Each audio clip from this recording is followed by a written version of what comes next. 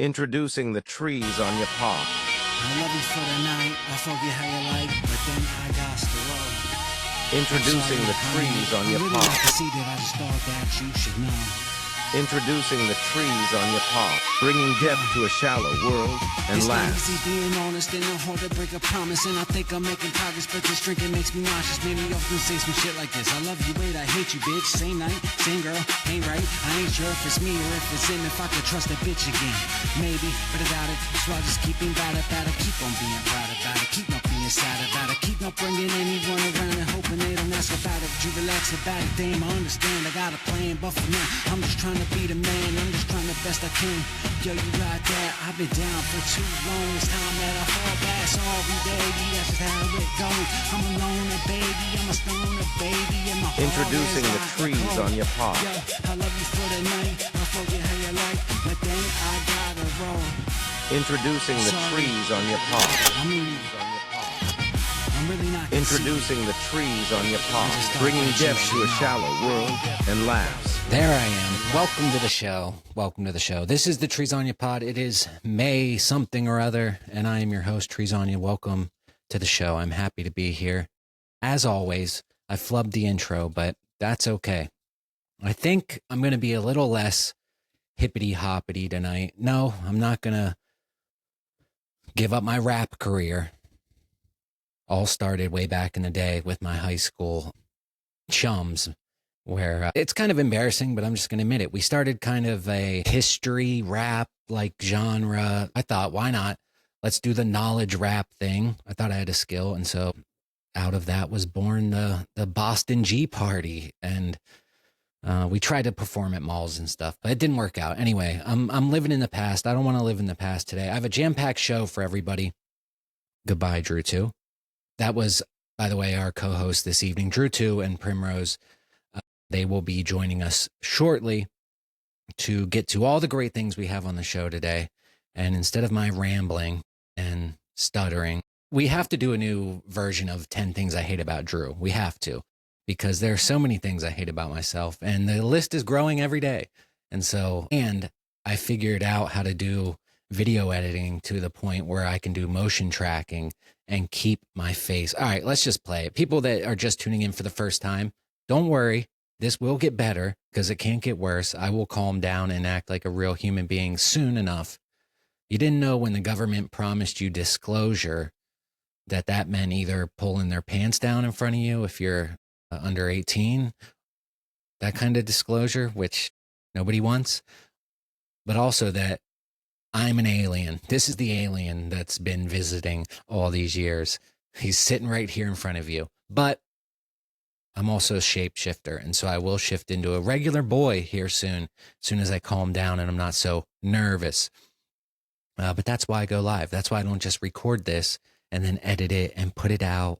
There's no excitement there. There's no alien, that's some regular shit. Anyway, all right, let's just play it. This is the 10 Things I Hate About Drew trailer. Now imagine if I could video track motion my head that I copied and pasted on this guy, if I could actually line it up perfectly. It'd be flawless execution. Touchstone Pictures presents. Stay cool, bro. Yes, yeah. This is a classic on the TreesOnYa Pod. A story for every guy who's ever tried. You never give up, do you? Was that a yes? No. Well, then was that a no? That's actually me with a wig on. Every girl who's ever hoped. Why? It wasn't Halloween. It was Tuesday. I was like, let's get crazy. I put on a wig, By surprise. some Macho Man glasses, no pants. Concentrating awfully hard considering it's gym class. 10 Things I Hate About Drew. And there's the greatest movie poster you've ever seen in your life. Well, there's going to be a 10 Things I Hate About Drew 2 coming up, because I have so many things that I've disgusted, and everybody should know about them. Anyway, that will not be this evening or this morning, whatever it is. I don't know, because I don't sleep all that much, and I just keep a weird schedule. I'm like a bat. I keep a weird schedule, and I hang up and down, and I've got some sort of disease that you don't want to get. And so watch out. Anyway, I have a big show for you today, folks. I put a lot of prep into this. Let's just say the reason I'm bringing you now morning shows and why hopefully that they can be a little better. What I'm trying to do is save myself production time on the back end. I already got enough back end production time trying to convince my girl to do anal. Hopefully not my end. That would be more back end issues. And with the hemorrhoids and the anal, I can't have any more back end issues. So basically what I'm trying to do, I'm getting Drew 2 set back up here. I've got 5 screens in front of me, literally 1, 2, 3, 4, 5. I've got another phone that's jacked in. I jacked off the phone too, just to, he needed a little pleasure and to relax. And so he's jacked off and jacked in. Got 1, 2, 3 keyboards, 2 mouses, a capture card, a screen switcher, my audio mixer, and low self-esteem. And so there's a lot going on up here right now. But I'm getting Drew 2 back in the fold. And Prim. Can't forget the 2 of them. Why I do it. And there's a reason. I don't do it just because I think it's funny to have 2 stupid AI characters. I do it to screen share, basically, during the show. And so Drew 2 does have responsibilities, and he fails every time and fucks up the show. And so we brought in another AI, Google AI, to train Drew 2, and he's ended up corrupting her to the point where now the Google's AI doesn't fucking work either. And so I thought, why not bring the technical hurdles to air? I already have the Olympics of love. Well, I've said it before, I'm more Mike Hunt than Mike Phelps when it comes to the Olympics of love. There's so many hurdles for me. I'm more scary bitch again than Sha'Carri Richardson. I thought of like 10 of these earlier. I just thought, I can't remember. Anyway, it'll come to me. It'll come to me or on me. That's usually how it goes. All right. Anyway, tonight's show, this will all be edited out. This whole half hour will be edited out when I upload this to YouTube, if I ever do that. This is the TreesOnYa Pod, May 28th. I'm happy to be here. What I want to get into tonight, because there's been so much in the news and craziness that goes on every week, and I don't put enough work in, apparently, to stay up on current events. So we got to bring it all to you kind of in just one big bunch. And so we're going to flash back a little bit, because who would have thought another shooting at the White House, another assassination attempt, apparently. Trump is the only president that I know. Obviously, you know of the ones that have been killed in office. Lincoln, John F. Kennedy. There was another guy, I think, that was killed in office. Ronald Reagan got shot at. Several, I think, have been shot at. I don't know. I told you I just got into politics like last week. No, a few years ago. I don't want to say last week, man. People will be like, well, then what the fuck do you know? What are you talking about? I've been following it very closely. And I was like a D student. And so, you know, when I follow something closely, I do it stalker style. And so I'm all up on that shit in the bushes and all that. Anyway, have you ever seen a public figure, political figure that gets shot at more than this guy? And the crazy thing is, the more that it happens, the more obviously, flagrantly false and fake it is. That is what is baffling to me on this whole situation with this shooting outside the White House, is because a man is dead. A guy died. The guy that shot the gun near and at Secret Service, apparently. And let me bring this up on the screen and we'll go through it a little bit, because this is important. This is important. When we talk about so many things on this show, I feel like I do the same show every week. Every week I'm talking about Trump. I guess I have TDS or STDs. I don't know, one or the other. I need a cream, but it should go away, because I'm always talking about this son of a bitch. Trust me, I wish I wasn't. I wish I was a little bit taller. I wish I was a baller. I wish I had a girl. If I did, I would call her. I wish I had a rabbit in the hat and a bat and a 6'4" Impala. I wish all those things. I don't want to be here and talking about Trump and thinking about this shit all the time. But here I am. Good morning.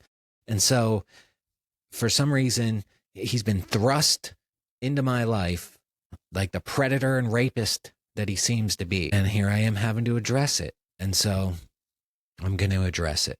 And I'm not going to be nice.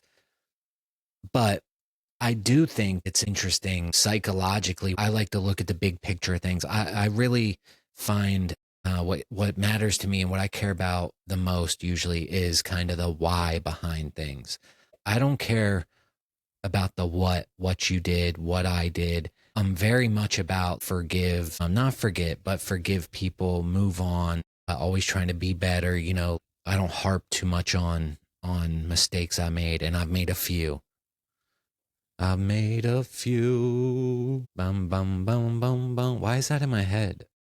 Is that Queen? I don't know. Anyway, I move on, but what I do care about is the motive, is the thought behind something. I like to understand why people do what they do. I've always been interested in that. And I think it's gone a long way into being able to understand people. When I was a kid growing up, we didn't have any money. We were poor as fuck. Lived with my mom. I had 3 brothers. And so, lived off of the government as far as, literally back then they had food stamps, right? I'm sure, where they give you food stamps, like paper money basically, but it looked like Monopoly money, just so you had to be super embarrassed when you went to the store. Nothing worse than having to pay for food stamps or with your EBT card. I don't have one. I've never been on myself. I'm a baller. I told you all that shit. I said I wish I was a baller. Well, that wish came true. And so personally, as an adult, I haven't been on food stamps, but I don't mind anybody that is. I think it's great that people are helped out and able to eat. When you live in the richest country in the world, everybody should be able to eat and not fucking have to go hungry, in the entire world, honestly. But for some reason, we got a lot of haters. But anyway, nothing worse than paying with food stamps or being at school and having to use your free lunch tickets. It's just like, not only do you have to feel the hurt at home, knowing you're poor, and the shame in the community, bring it to school too and let everybody know. My parents have nothing. We have nothing. I can't afford $1.50 for lunch. I have to, so that was great. And one cool thing about growing up poor, many, many cool things, such a fun existence, right? One year I said what I was wanting to say is that we moved around a lot. I went to like 7 different schools, elementary schools, by the time I was in the 5th grade, where eventually my mom left. And she didn't leave to go get her degree. She went to go to rehab, apparently. And so I say apparently because I don't know how the story worked out. It was just left on to be continued. And, back then it was easier to you didn't have as much access to screens. And so we don't know how that turned out. Sometimes I wonder, not in a way that like you should be like, oh, sorry, TreesOnYa. Why did she fleas on you? And I'd say, because I'm actually D's on you. And you say D's on you. I say D's nuts. And then you would understand why no one would want to be around me. And so I blame myself. No, I'm kidding. Don't think about it in a sad way. But the other day I was thinking, like, I'm not a vengeful. I'm vengeful. How dramatic is that? I'm not a spiteful person or somebody that holds on to. I can't keep a grudge. I can't keep a job or a grudge. And so you got pros and cons, I guess. I can keep a job. I just can't keep a hard on. I can. I'm hard right now. Don't underestimate my hardness. Unlike Drew 2, my hard drive works. My sex appeal, not so much. I have curb appeal, someone told me. I thought, oh, that's nice. You hear about houses, they have curb appeal, and they think that's like, they look good. And they said, no, when I see you, I want to stomp your head into a curb. I was like, you're violent, for one, and you need rehab, probably, Lisa. That was my mom that said it. And then she left. And so when you grow up that way, I swear I'm going to get onto it.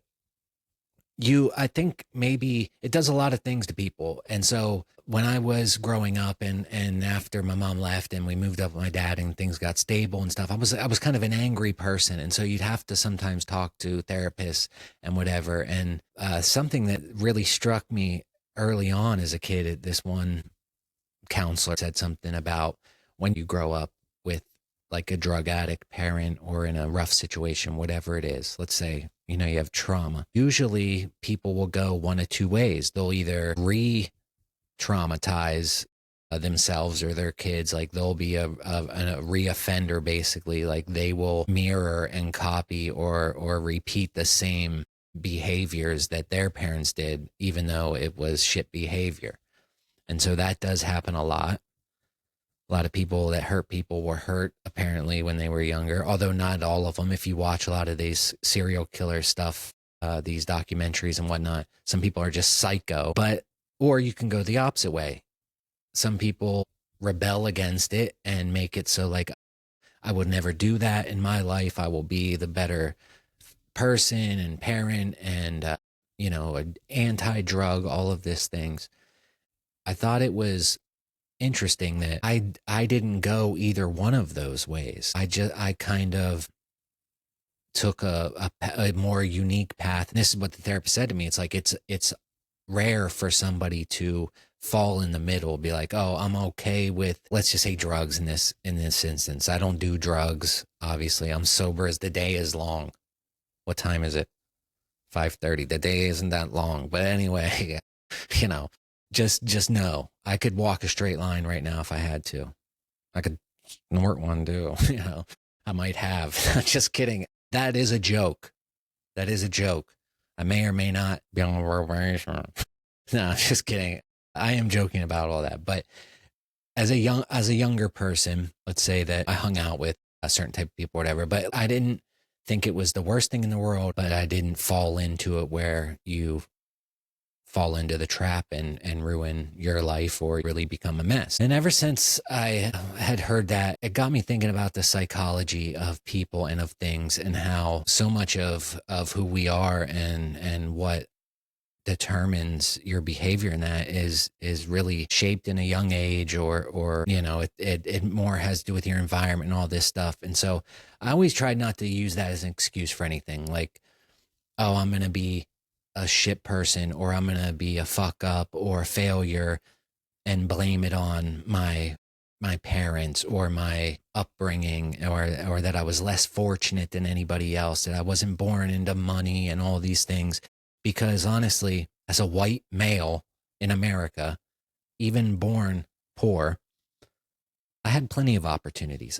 I had so many opportunities and I had good family and my dad really stepped up to the plate and took my brothers and I and made a home. And I did get to grow up somewhere with people that I got to know and be around and like kind of have a place to call home. And so you always have so much to be thankful for. But for two, I wasn't going to say that it was anyone else's fault but my own for mistakes I would make, because you have plenty of opportunities. And two, eventually you have to grow up and own up to yourself. In my opinion, that's a healthy attitude to have. And in order to get to a point like that, you have to do a lot of introspection and you get a lot into this why. Why do people think? How do people think? The motives and reasons behind something, what the process is basically. And so that's when I do this show, all that long fucking diatribe I just did, which I did not mean to go into my past and all of that. I think it is important to get to know me as a person, just so you know that the off the wall shit that I say, maybe you should know that is jokes and get to know the real Drew, if you will.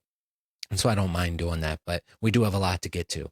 When I started doing this, I thought, what's the tagline of the show? Bringing depth to a shallow world and laughs.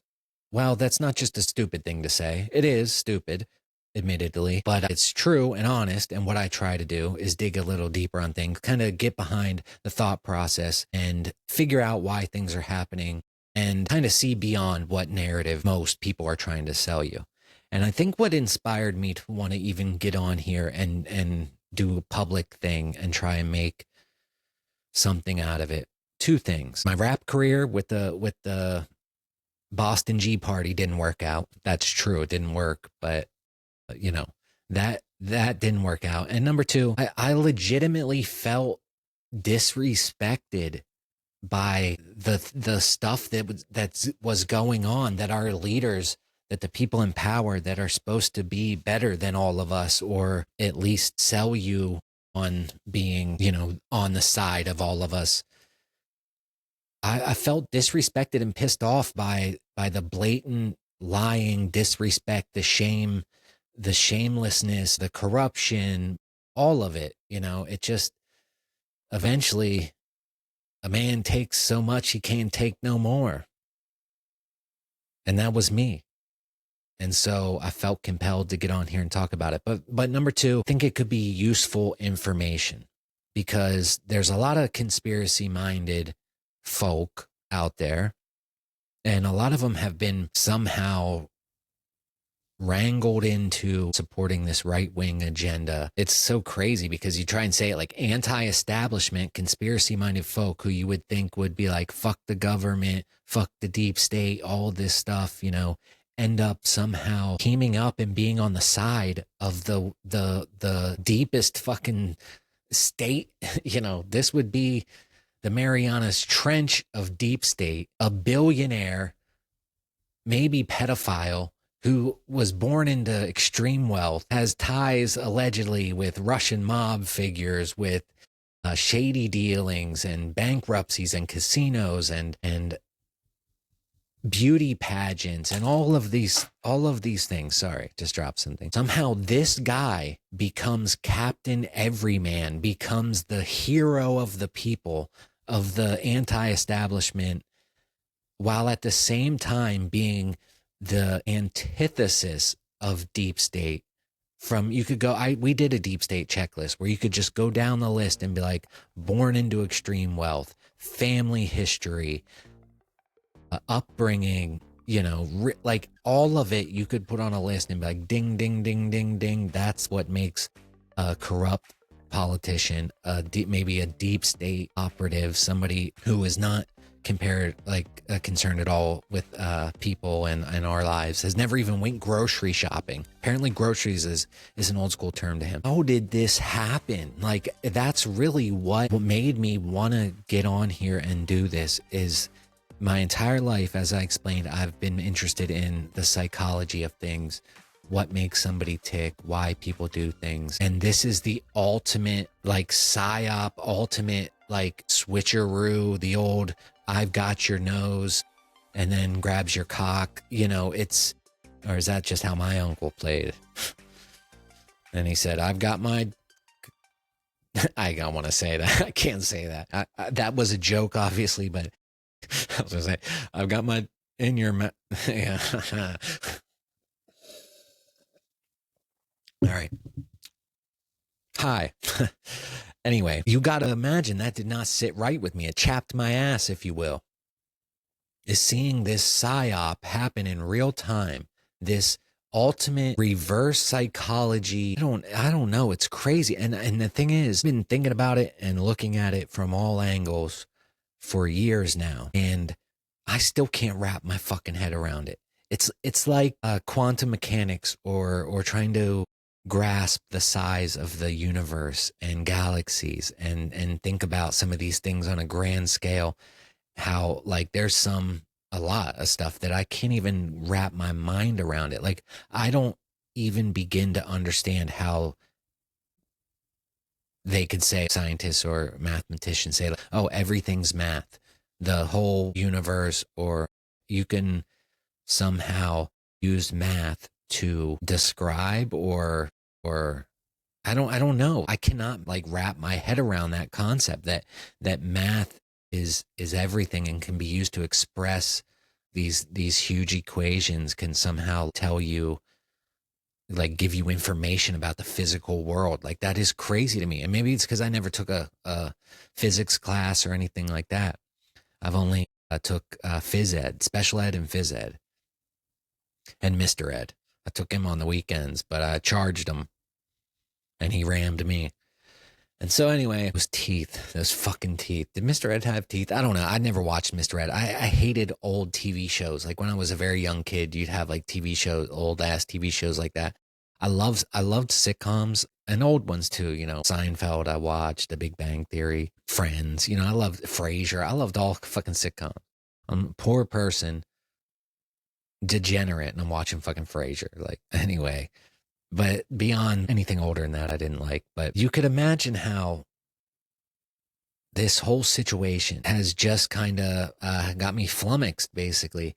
And I'm still trying to figure it out. And I think so we can bring a good perspective on things and try and get behind the shallowness of the world and bring some depth to it. And I think when you can understand how somebody is thinking and kind of their motivation behind it, the psychology behind something, I think this matters a lot in today's climate, because with AI, and we're basically in the post-truth world where you can't, it used to be like, you got to see it to believe it. Well, now you can see something and you can't believe it. And so that's got to mess with people's heads. And so I want to look at this. Oh, well, yeah, basically times are tough. Times are tough at the moment.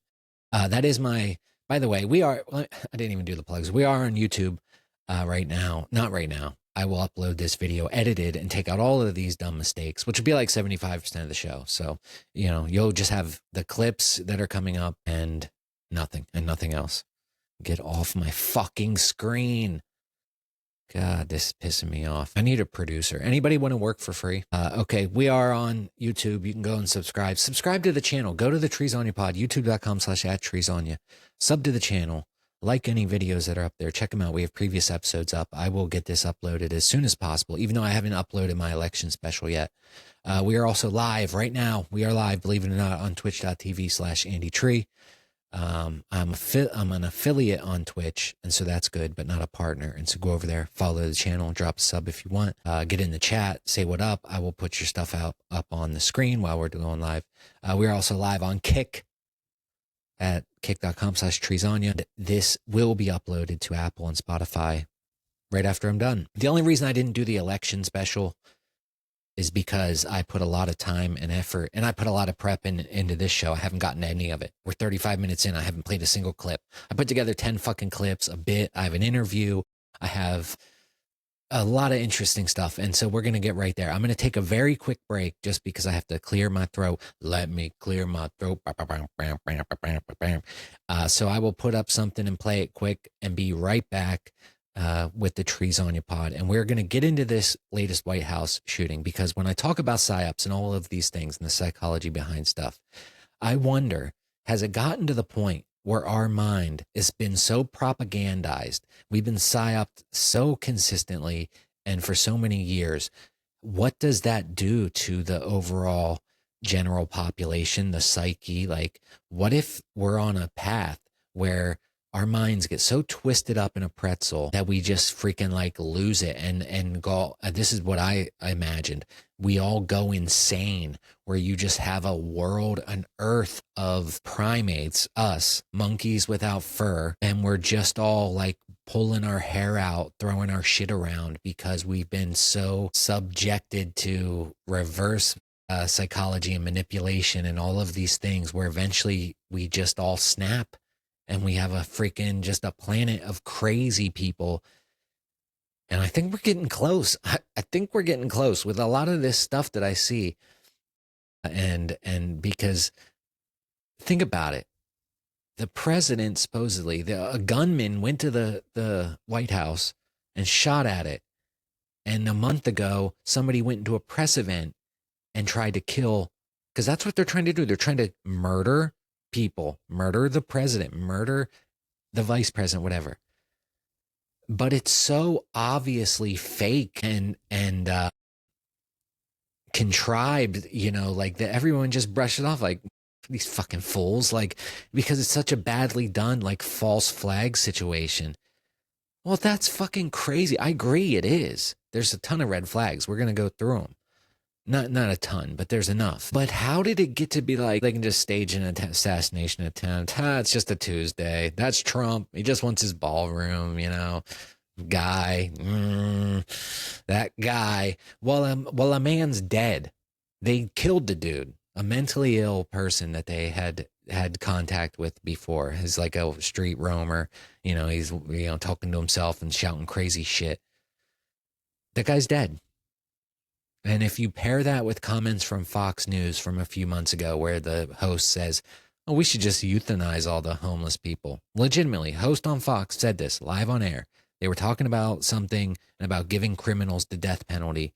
And he basically equated homeless people with violent murderers and said that they should be sentenced to death, euthanized.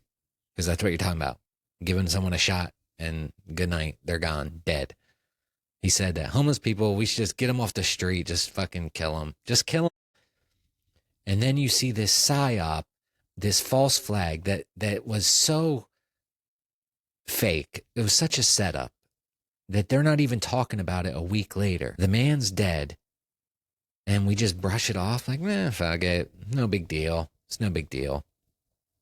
That's a scary trajectory or path that we're on here, folks. I don't know why I said folks. Brother, and it's not, I'm not saying us as people. We're the victims in this guy that died. And look, the guy, I'm sure, was not a nice guy. Maybe he did go there to shoot and kill somebody and murder somebody, and it wasn't set up, and nobody had anything to do with it other than this dangerous individual. And so then he got what he deserved, and everything worked out because nobody else was hurt. I think one bystander was hurt. So I'm not lobbying for a deranged gunman to have our sympathies. What I would like to do is to know the truth. Is this a deranged individual with psycho problems that got what he deserved? Okay, we can feel like justice was served. It is what it is. You move on. Or he was manipulated by the government, maybe possibly paid, and then sacrificed like a patsy and murdered and can't speak his tale, all to justify building a fucking room on the White House, a ballroom. And if that's the case, then I do feel for this guy, even if he was not a nice guy and had mental issues. Maybe I feel even worse because instead of helping, they freaking victimized. And so you almost have like a Schrodinger's cat situation on your own emotions, where now we're all in a state of flux. We're in superposition. Now I am breaking the physics down on you, ladies. I was just kidding about not being able to understand math. Math is my second language. My first language is love. Making for a short period of time, but a good period. Anyway, when your own emotions and reality and self is in a state where you're not even sure how to feel about something that happened in the news, and I know this may be being dramatic about the whole situation because it is something that happened to these individuals and not us personally. But I just think that I'm not saying one instance is anything to be freaked out about and to overreact to, but I think that we should go back and look at, maybe it's happened a lot before. There was another shooting at the press event. We haven't heard much from that. There was the Charlie Kirk situation where he was violently executed in public. What's up with that? There was the assassination attempt of Trump during the campaign where a fireman, I believe, an innocent bystander, was murdered behind him. Was that legitimate? It calls into question a lot of these events. And I believe enough's enough. Fuck it. Why are we putting up with all this? Why are we just letting it happen? And so, all right, I'm going to take a very quick break. I basically did my whole spiel there, so we don't even have to do it again. You'll never have to hear me talk again, because I do want to get some answers, and I think we can, because I have a very special guest for everybody coming up after the break. The deep state's notoriously hard to get straight answers from or to get information at all. You don't know what to trust, who to trust. And so I was able to, Drew, too, actually hooked me up with this individual. I think he was trying to buy, some go powder off of him, maybe. He likes the rocks. Drew, too's a troubled individual. We have a deep state whistleblower coming onto the show. And this is his second time on the show. We brought him on once before for a couple of phone calls and interviews. And he's a fun guy, very spirited. Don Joe will be here shortly after the break if he calls in. That's why I'm doing a morning show, so he can get a hold of me before he goes into a shift. And so we will ask him about the shooting at the White House, see if he can give us any information on that, on the motivations behind it. And so that'll be a fun time. Wait till you see this. And beyond that, I have so many clips to play for you. I should have played a lot of them now already, even talking about this thing. I meant to pull up a visual aid. I had a website with the whole article and all that. So trust me, I have a good show for you. I just don't know if I'll ever get to it if I ever stop talking. And so I'm going to go take a break, clear my throat, get my head together, and I will be back and we will get into all of that and more on the TreesOnYa Pod. What do I want to play? Spider Cash was a failure, just like the Dr. Lennon and Toxic Mega Doo-Doo, if you even know what I'm talking about, was a failure. I put so much time in that Spider Cash parody and editing the video. That's where I learned to do motion tracking. And I think it's funny, but I'm probably the only person that does. So that's great. That's great. Spider Cash does whatever the POTUS says. Shoots his web, drinks and drives, hiding files while the FBI's look out. Here comes Spider Cash.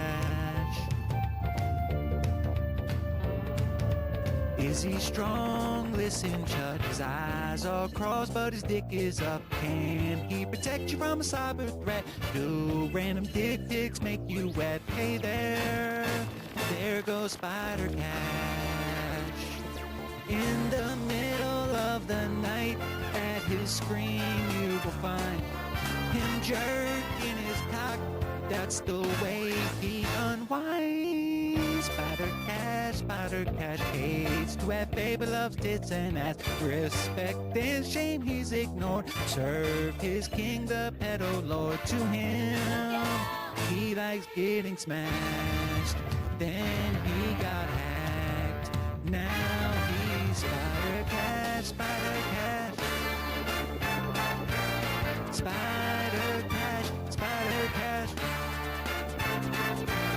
Look out, here comes Spider Cash. All right, let's go back to the first Don Joe interview. I will play this and I will be right back. All right, be right back. TreesOnYa Pod. Go to the YouTube, like it, subscribe, send me some money on Cash App. I need it. That is my Cash App under there. If you do want to help the show at all, liking and subscribing, chatting, all that, viewing it is good. Even if you hate it, tell me. That's great. But if you do feel like contributing a little more in a material gains type of way, I would really appreciate it and could really use it. As stupid as this show is, it takes a lot of hard work and funds and all that stuff. You know, it's not exactly free to do this dumb shit, although it should be. But any way you could help, I would appreciate it. Help a brother out. And if you can't, send me a request. Maybe I'll help you out.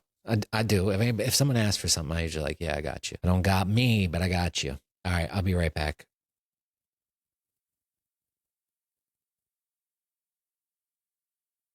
Thank you, TreesOnYa. Thank you. But really, you should thank me for allowing you to have me on your show. You have DJT, Don, Joe, Tariff. Such a beautiful word, Tariff. The very best.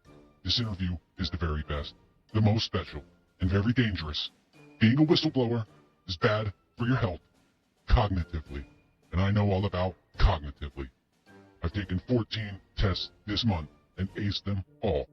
Person, woman, camera, TV. Boom. Every one. But every whistleblower I knew ended up blowing their cognitives out. Bureau. What, the dresser? A donkey? I'm in my office, not the bedroom. No dresser here, but I am speaking to an ass. No, not law enforcement. Much more important job. Female body inspector. I can rate a woman from 1 to 10 with near perfect accuracy from up to 20 paces away. It's a natural talent. The rating goes up if I do a little grabbing. Grab them by the pussy. They let you do it. When you're a star, they let you do it. And no one does it like Don Joe Tariff. Many have testified to that fact. Whole departments have investigated it and documented my records for history with so many files. You son of a bitch, take it back. Do I look African to you? Don't ever lump me in with those fraudster Somalis or anyone from that continent. And what a racist thing to say. I was briefed on you, TreesOnYa. I know you're a left-leaning lunatic, a wokester, want trans for everyone, love criminal illegal aliens. One more strike and you'll end up being labeled a terrorist and shot dead in the street like a dog. and then you'll probably end up being eaten by some Somalis for dinner, like the other pets. Are you really still talking about Epstein? He's dead. He should have kept his mouth shut. Loose lips sink ships, they say. I say loose lips sink dicks. Total boner killer, those loose lips. Only the tightest lips make this whistle blow, if you catch my drift. Jeffrey, he talked too much. He talked so much, it gave him a sore throat, and I say good riddance. If you really cared about this country, you'll forget the name Epstein and focus on the important issues like the new, beautiful ballroom being built at the White House. That's what people want to know about. That's why I'm here, to let your audience Welcome know back to the show. Classified information, the real reason they're building the ballroom. No, fake news.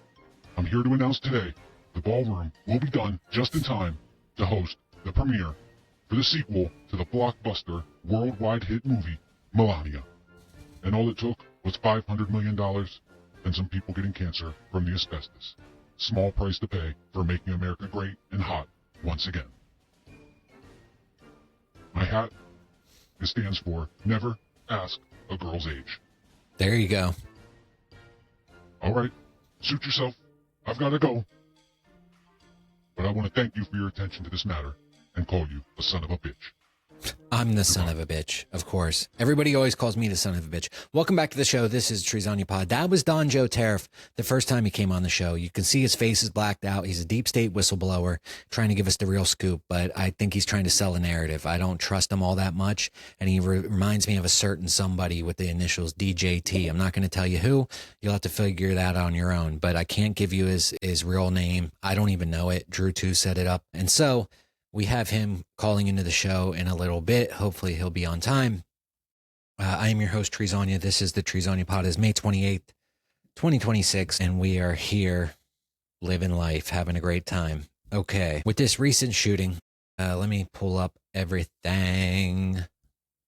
Man, I'm one day I'm going to be like a pro at hand jobs. I already am lonely. Kidding. I'm not lonely. I'm fine. I like being alone. That's probably the most depressing thing you've ever heard. Now, I don't feel lonely, honestly. I miss a lot of people. I thought about doing something at the beginning of every show where I put up like a missing persons poster, except it's me because I'm the one that's kind of been absent from people's lives, and I hate it. But instead of it being me, I wanted to highlight one person each week that I missed a lot in my life, like old friends, family, because there are so many people that I think about and wish I could get in contact with or visit, but I'm an invalid, so I can't drive myself.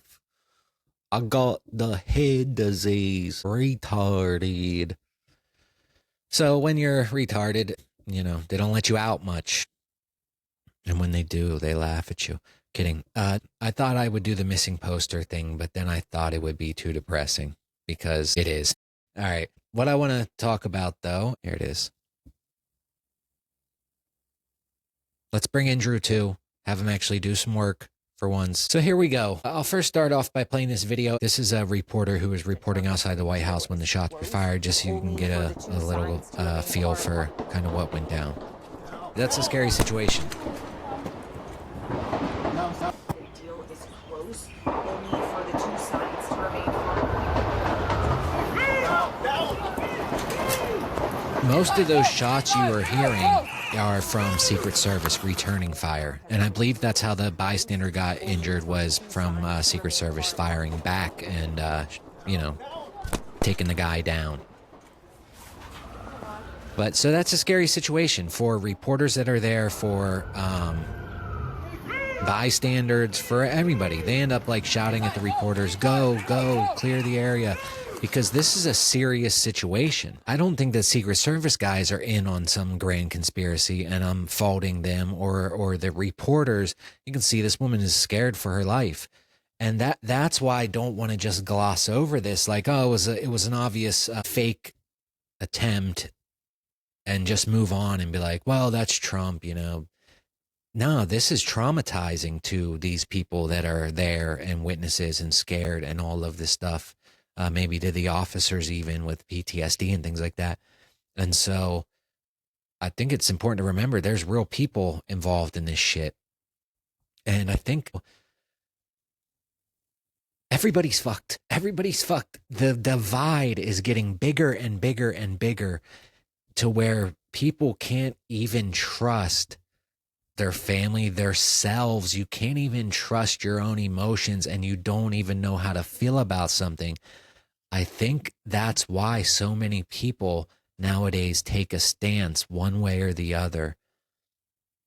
You go online and every comment you read is some fucking know-it-all fuck who's talking about this is obviously a balloon, and when watching a UAP video, acting like he knows more than people that are trained and in the military and sole job is to analyze this stuff and be an expert on it. And some Joe Schmo on the fucking internet would be like, no, fuck you. You don't know what you're talking about. That's an artifact on the camera. It's like people are such know-it-all douchebags online. And maybe the reason they are is because if you don't take a definitive stance on something, you'll drive yourself crazy trying to analyze it or figure it out. And so the only way to stay sane is to latch on to something and believe it, no matter what the facts or stuff come your way. And that's fucked up. That's crazy, because then it has a lot of people believing in crazy bullshit.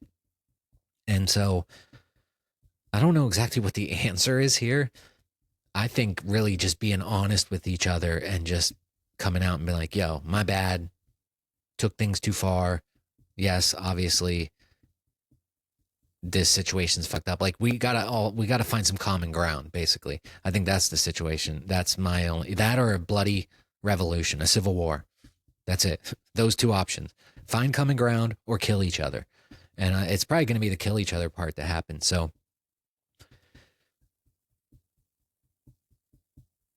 maybe we can latch on with all this flood the zone bullshit and everything that's in the news and all the constant lying and paid social media influencers and all this shit. You got to find voices you can trust, people that you trust to make sound judgments of things. I think I can be that because I'm not overly attached to anything, not even myself. I love my cats, but they got old and died. I mean, they were like 16 and 15, so I can't, cats don't live forever. It sucks. But that was it. And I'm not attached to anything else, and they're dead. So I'm pretty much a free agent. And I feel like I've been analyzing psychology and people's thinking and mindsets. I am the human vibes detector as well. I'm part alien, so I have this telepathic thing.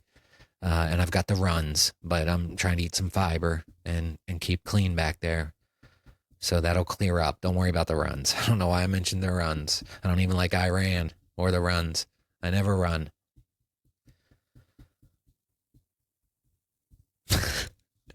Anyway,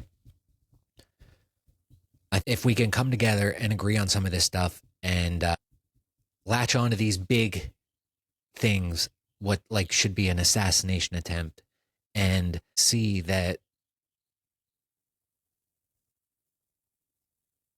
if these people will do things where they're killing people, and I'm not saying it's truth, but here, let's read this article a little bit. I got to get to some of this material. We're an hour in. I only want to do a 2-hour show today. Gunman who opened fire near White House was known to the Secret Service. These are the red flags that popped up when investigating this recent shooting.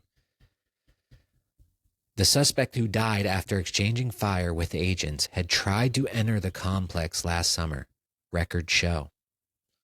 Gunman who opened fire at the White House Saturday before he was shot by federal agents was known by Secret Service. Court records show the man, only 21, taken to a nearby hospital before he was later pronounced dead. So basically, this was a local loony that had threatened Secret Service before. I guess he always said he was Jesus or this or that. Maybe Trump got mad at him because Trump got mad at the Pope, and then Trump posted a picture of himself as Jesus. And so maybe Trump had some weird beef with this guy. That could be a thought behind this whole thing too.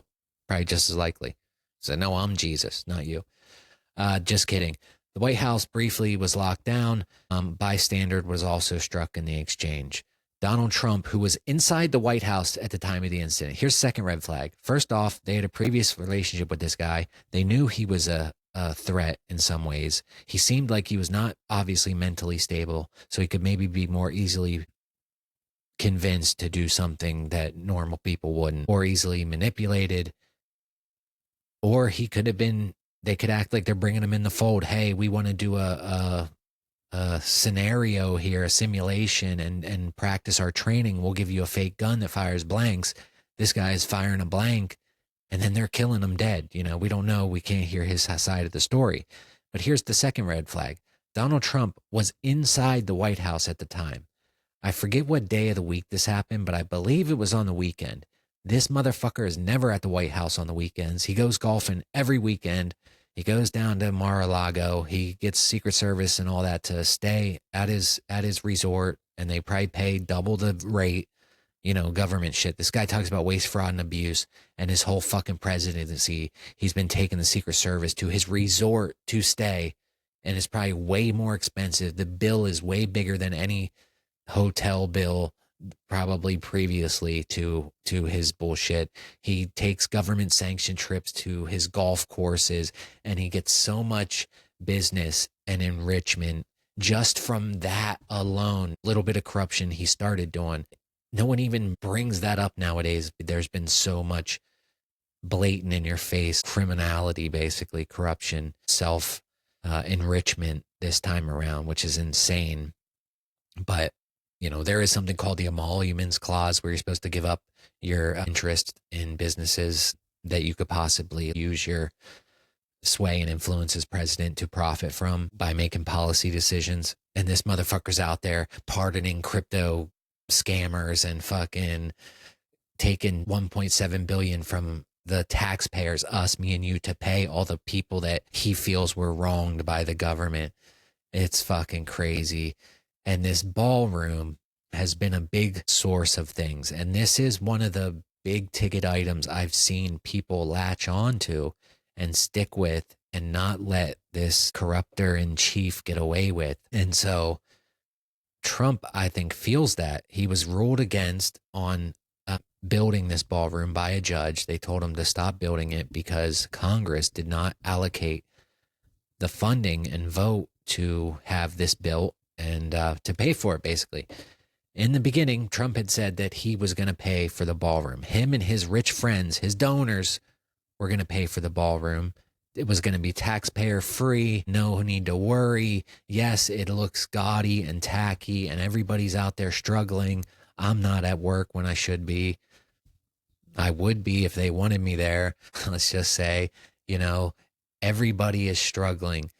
I'll tell you, as somebody who is qualified to do a lot of different things, has made decent money in the past, the job market right now is not as strong as it's been previously. And yes, I have some limitations because of my driving situation, my license reinstatement, we like to call it. Sounds more positive that way, like you're actively doing something about it. That's what I was told. Another psychology thing. We call it a license reinstatement around here. So I'm in the process of a license reinstatement. And so my options are limited. I'll give you that. But the wages, even the salaries being offered, are way down. They're way down. And at the same time, prices are way up. And so we have this ass backwards thing where the stock market, as my best friend Pam likes to say, the Dow right the now Dow. is over. The Dow is over $50,000. I don't know why you're laughing. I don't know why you're laughing. You have the richest of the rich, more wealthy than ever before. The wealth gap bigger than it's ever been. Elon Musk about to be the world's first trillionaire.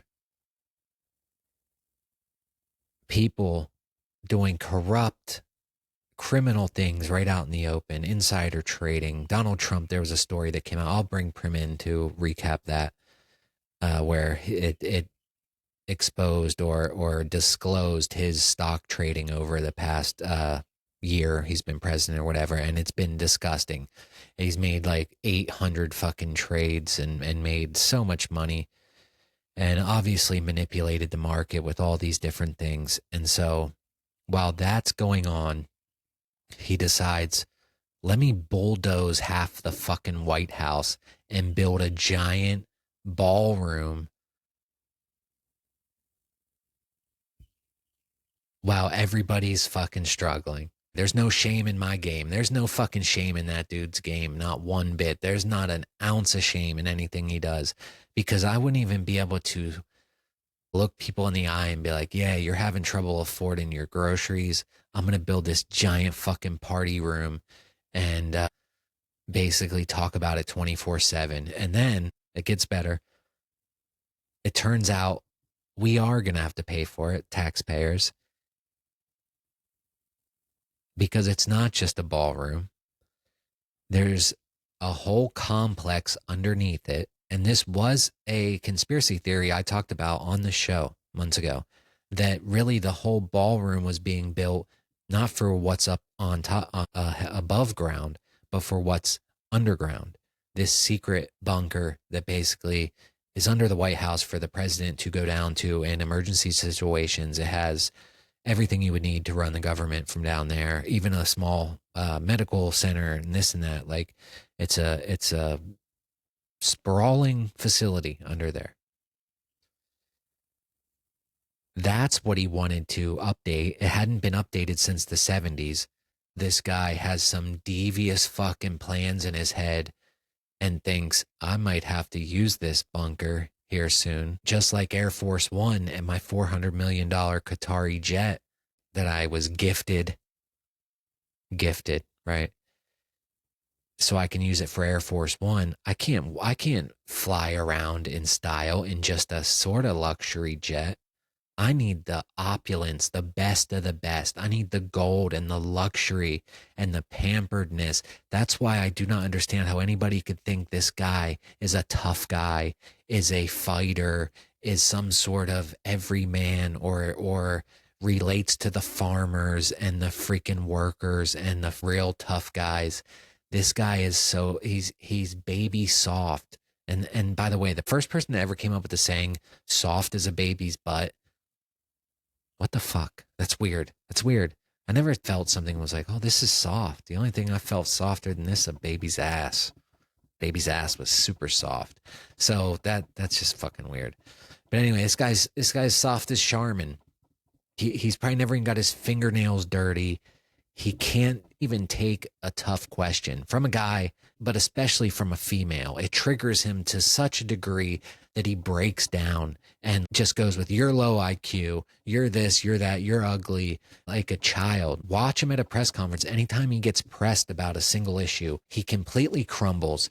And people mix that up and say, oh, that's him being a tough guy or not taking any shit. No, it's not. It's him not being able to take the heat.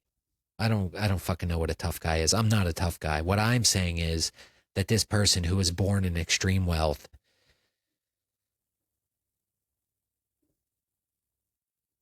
it's insane to me that somehow he has become the cult figure of like the working class and like the regular everyday man, because he doesn't give a fuck about any of us. And this ballroom's a big middle finger to everybody.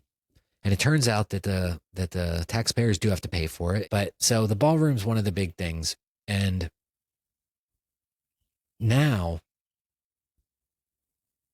with the desperation of his prized possession maybe not being under his control and being done, you see the tactics come out. And this will help you recognize tactics in the future or in the past if you want to revisit events. Because when you start to notice the pattern of how they pull these false flag events, how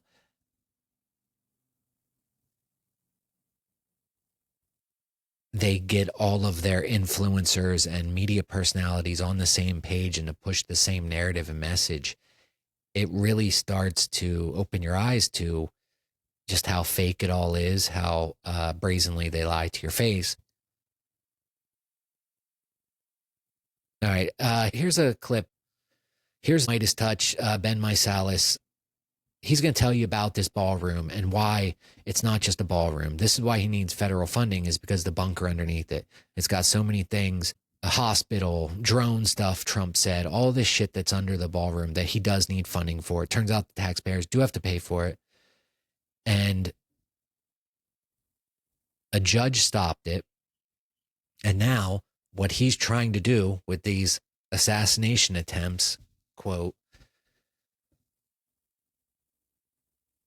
is create a reason, justification to build the damn thing, something he can put in writing and tell a judge, here's why we need it. We need it for national security. National security. Why do they say national security? Because you can do anything under the auspices of national security. You can terrorize people.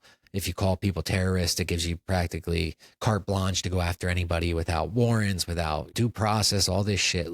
National security is the big thing. Classify anything, spend as much money as you want. And you saw the shooting was on the lawn. It wasn't in the ballroom. Trump happened to be at the White House. I didn't finish this point earlier. He's never there on the weekends. He just happens to be there that day. His son was getting married that day. He didn't go to his son's wedding, a party. This guy loves to party. He's building a fucking ballroom. He's party central, this guy. He doesn't go to a party because he wants to stay there and work. Come on. This is Donald fucking Trump, man. The guy that goes golfing every weekend. The guy that's building a fucking ballroom. He wants to dance. He lives to dance. He needs to dance. He's got diarrhea. And he doesn't go to a wedding where there's going to be hot chicks in dresses, bridesmaids, love in the air. This guy probably would have been in Wedding Crashers too if they would offer him the role. He probably still would be. And he chooses not to go to his son's wedding and stay there and work. Come on. You got to look at it from the psychological side, the motives. It's so fake. But here's Ben Meiselas reading from their filing. Incident happened. The shooter got killed. Again, schizophrenic guy who had been previously arrested, who was known to Trump's DOJ in the White House. The Trump regime files this notice of supplemental authority to basically build the ballroom after it was blocked. And it calls it an assassination attempt. On Saturday night, May 23rd, a shooter once again sought to murder the president, his family, and his staff at the historic White House complex. We submit this urgent filing to update the court on a second attempted assassination on the president within a single month. Last night, shortly after 6 p.m., an armed assassin approached a White House security checkpoint at 17th Street, professionally pulled a high-caliber gun from a bag, and opened fire in the exact direction of the White House. And just pause there for a second. It wasn't a professional assassination job. I mean, these are serious matters. And when you treat a serious matter in this way, it was someone who was suffering from schizophrenia, not a professional sniper, who was known by the Trump DOJ before, who was instantly killed basically by the snipers on the White House and by the Secret Service as soon as this guy got there. And it shows that the Secret Service protection works. If anything, it shows, why do you need a golden ballroom? It's whatever was working worked to begin with. But when you say act like this was some professionally done, that's not what took place. And then it says, brave Secret Service officers returned fire. The gunman was killed. It would maybe say you need a gate. Guy comes from the street. Why would you need a ballroom? You need a fence. That innocent bystander. Who is it? Were they shot by the Secret Service? What happened there, or by the person? No more details really emerged about that. The second attack on the president in a month underscores the need for top-level, state-of-the-art security at the White House, including a ballroom, a knitted, unified, cohesive part of the East Wing project, which is vital for national security and is being constructed to ensure that the president can perform his constitutional duties in a safe and secure body facility. armor, The court's and ballroom. unlawful injunction has wrongfully cast a cloud of uncertainty around the future of the East Wing project. The facility will provide a safe haven from attackers, such as the one last night. And on April 25th, it will provide a high security space for future inaugurations and other events, such as the recent visit by the King and Queen and the upcoming. Understand what he's reading here. As soon as this assassination attempt happened, they're using it in a legal filing to a judge as justification. They took the assassination attempt and the very next day, same day, wrote up a brief about it and explained why that justifies the ballroom. All of this uncertainty, and we need to be safe from these shooters and attackers. the only way to be safe is to build this ballroom. Security facility. Xi Such Jinping, events are otherwise President, relegated to the she vulnerable don't fuck. tents on the South Lawn, exposed to various threats, as again shown by last night's shooting. The under construction East Wing project, which is on time and under budget, includes state-of-the-art security features to repel all attacks. On time and under budget. How is it on time and under budget when the original budget was $300 million that was going to be paid for by donors, and now it's $1 billion? He keeps saying it's on time and under budget, but it's clearly way over budget. That's the problem here. He needs to get funding from Congress. I wonder if he paid for it himself, if he could just build it. Because let's say it is $1 billion. Elon Musk has $300 billion. Trump has doubled his net worth since he's become president, from like a couple billion to 3, 4, 5, 6, 7 billion. His sons are super wealthy. They could, if it's only $1 billion and he wanted it that bad, he could pay for it himself. I wonder if he'd still be hung up legally. Because if that's the case, then you fucking pay for it, dude. Fuck you. Stop having people fake shoot at you, and just fucking pay for it. But no, this guy doesn't want to pay for anything himself. All the shit that Elon Musk canceled, Meals on Wheels. How do you cancel Meals on Wheels? Fucking hungry seniors are going to say, fuck you, waste, fraud, and abuse. And then go ahead and spend more than the previous administration as far as funding goes. They didn't cut the bill one bit. They're adding $2 trillion to the deficit each year. And the spending is way up.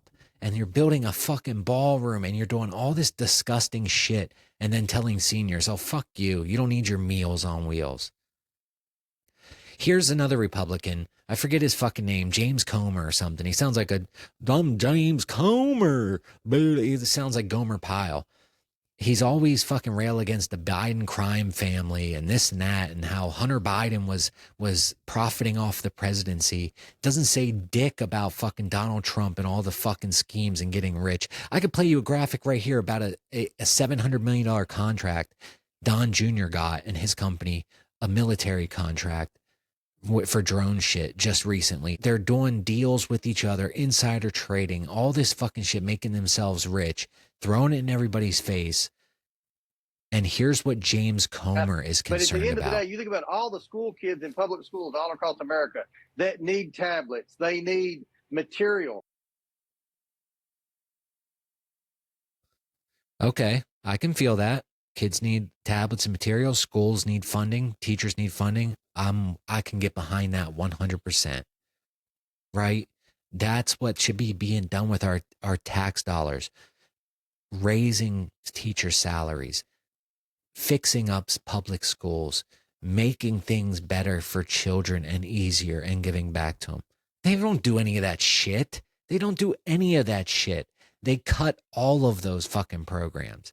And here's who he thinks is gaming the system, taken away from teachers. Not these people that lower taxes on corporations and billionaires and fucking lower regulations that poisons the water and takes money out of school funding and state funding and all this shit, and cut people's health insurance and their subsidies for their premiums and all that. That's not what's keeping the kids from having California, their tablets. Governor Newsom is using tax dollars to provide these tablets for inmates who were communicating and harassing people on.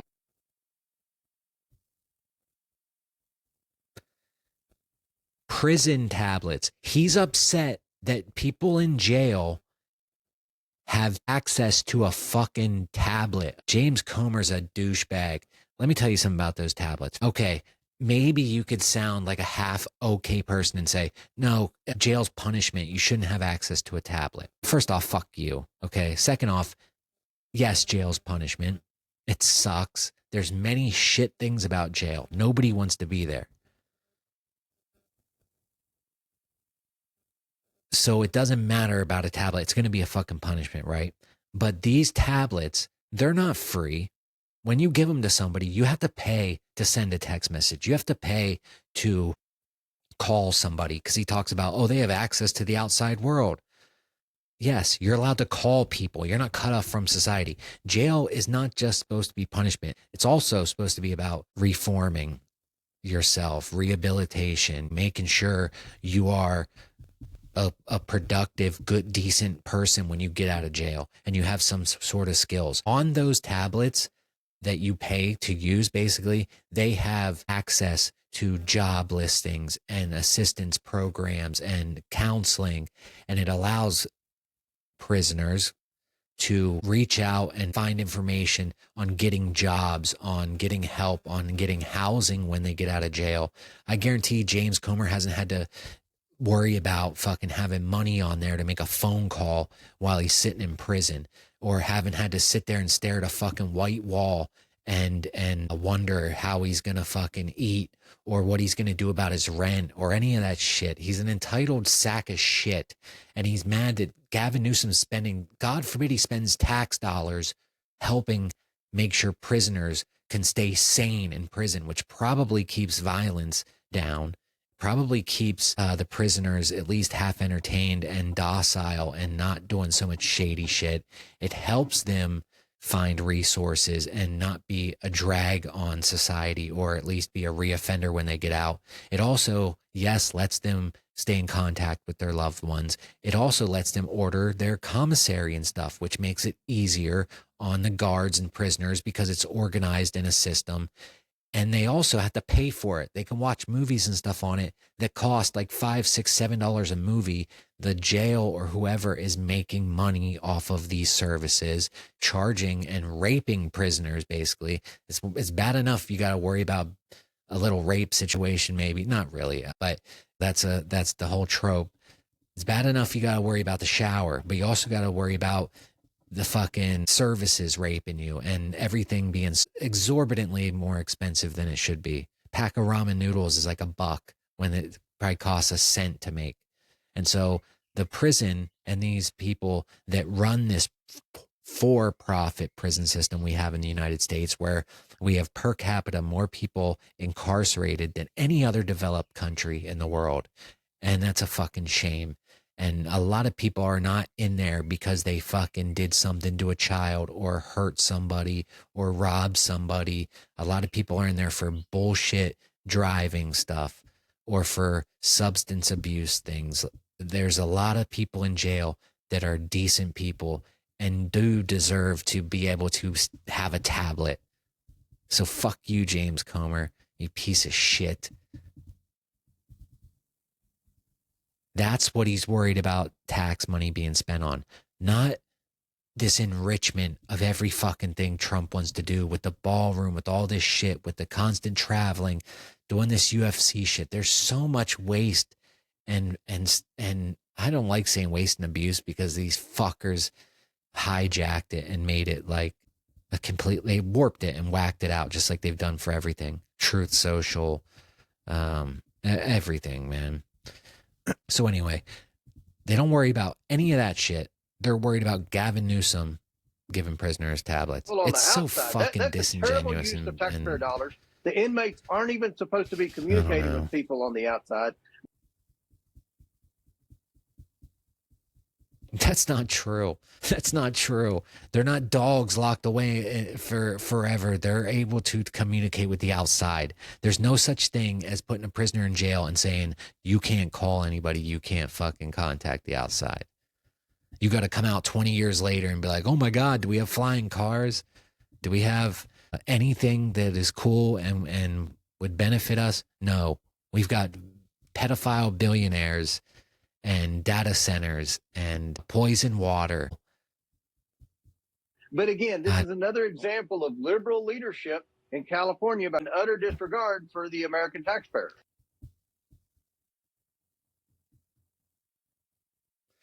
And one thing else I'd like to say, the fact that he can get on live TV and spew this ridiculous talking point. I mean, think about that. All the waste that they do, the blatant corruption. And the problem he has is Gavin Newsom using tax dollars to by the prison tablets for the prisoners. And let me tell you, it's the cheapest fucking tablet ever. It's like a Kindle tablet. It's not an iPad or any shit like that. It's bootleg as fuck. There's not that much you can do, and they make so much money off of it. To even be able to get on TV and say that and people buy it, that's got to tell you what a bad place we're in. There's so much different shit that could be talked about. All they have is this culture war, this shit blaming transgender people, immigrants. Luckily, I think a lot of people are waking up. Here's a clip. We're basically cleaning out the computer today. I'm going to play all these clips so I can delete them off my fucking screen. Here's a woman that voted for Trump. If you could say something to President Trump and he was going to hear you right now, what would it be? You are a worthless pile of And you voted for him how many times? 3 times. That was my bad. Apparently, I'm an idiot.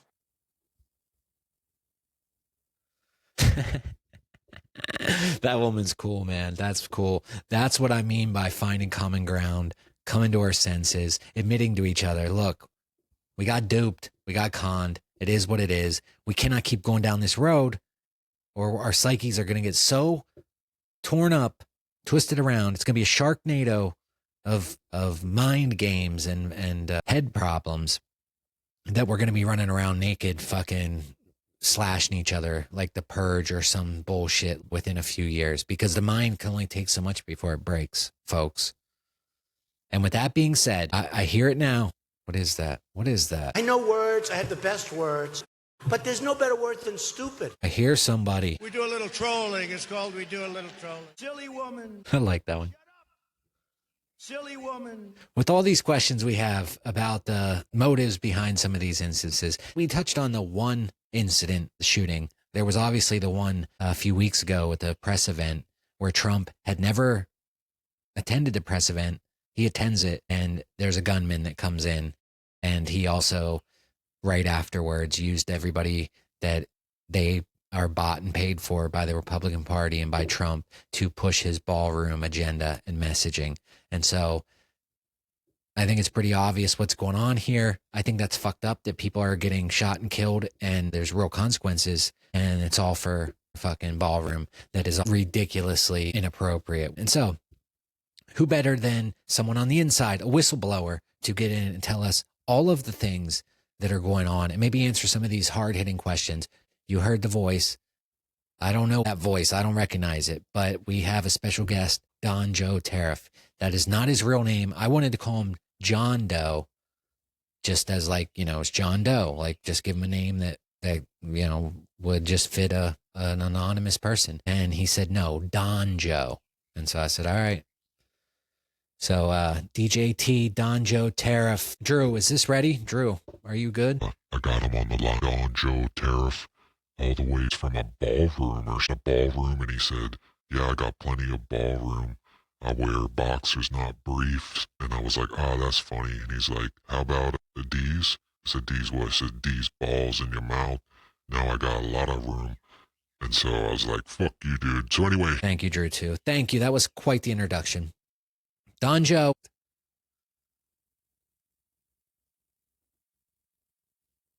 Don Joe, welcome to the show. This is the TreesOnYa Pod. Thank you for being here. Thank you for being here. Thank you. I appreciate it. Thank you. Look at this guy. This is why I love to. Thank you. Thank you. Thank you. This is why I appreciate that. With TreesOnYa on the TreesOnYa Pod. Only show where I can be myself and tell the truth. What? Although, I do hide my disguise, so not always myself. You're not. No, Don Joe is no mo. Like some nobody guy from 2,000 years ago that turned water into wine, I too made miracles and answered the prayers of MAGA patriots and accepted the title of Savior they so desperately needed me to. First, I said, no, no, no. But they said, yes, yes, yes. They said, sir, we need you. When Joe Biden was president, we were lost, always losing. The world was a cold and dark place. Please, sir, be our light bringer, our salvation. Turn our sinning into winning so we can be What do you again. mean? What are you talking about, Don Joe? And so, at great risk to myself and family, because I love this country, I said, bye-bye, Don Joe, and hello, Mr. Donald Jesus. Wait a minute. You're telling me you're calling yourself Don Jesus? Isn't that blasphemous? What? I know. Come I on. know. I had the same concerns. I thought the same thing. How would people react to such a smart, powerful, rich, white man being called a Latino-sounding name? Would ICE get confused and mix me up with some bad hombre and shoot me dead before I had a chance to explain? No. I'm not one of them. I'm rich. I'm white.